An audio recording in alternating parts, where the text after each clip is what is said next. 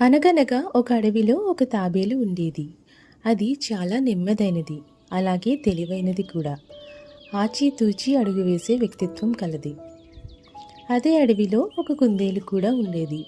దానికి చాలా పొగరు, అంతేకాకుండా అదే చాలా గొప్పది అనుకునేది. ఒకరోజు ఆ ఇద్దరు అనుకోకుండా ఎదురుపడ్డారు. అప్పుడు ఆ కుందేలు తాబేలును చూసి గట్టిగా నవ్వింది.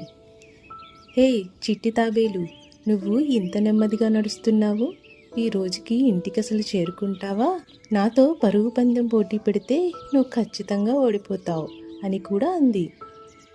దానికి బదులుగా తాబేలు అంది, నువ్వు వేగంగా పరిగెత్తగలవు నిజమే, కానీ నేను ఏదైనా ఆచితూచి చేస్తాను. అయినా పోటీ పెట్టందే ఎవరు ఓడిపోతారో ఎలా తెలుస్తుంది? సరే అయితే రేపే పోటీ పెట్టుకుందాం అని కుందేలు అంది. సరే అంటే సరే అనుకుని అక్కడి నుండి రెండు వెళ్ళిపోయాయి. ఇది తెలుసుకున్న మిగిలిన జంతువులన్నీ మరుసటి రోజు పోటీ ప్రదేశానికి చేరుకున్నాయి. ఎప్పుడు పోటీ ప్రారంభం అవుతుందా అని ఎదురు చూస్తున్నాయి. పోటీ ప్రారంభమైంది. తాబేలు నెమ్మదిగా నడుస్తుంది, కుందేలు మాత్రం వేగంగా పరిగెట్టుకుంటూ పోయింది. కొంచెం దూరం వచ్చాక కుందేలు ఆగి ఇలా ఆలోచించింది. ఆ తాబేలు చాలా నెమ్మది, అది వచ్చేసరికి చాలా సమయం పడుతుంది. ఈలోపు నేను ఇక్కడ విశ్రాంతి తీసుకోవచ్చు అని అనుకుంది. కుందేలుకి ఒక చెట్టు కనిపించింది. ఆ చెట్టు కిందకి వెళ్ళి కుందేలు నిద్రపోయింది.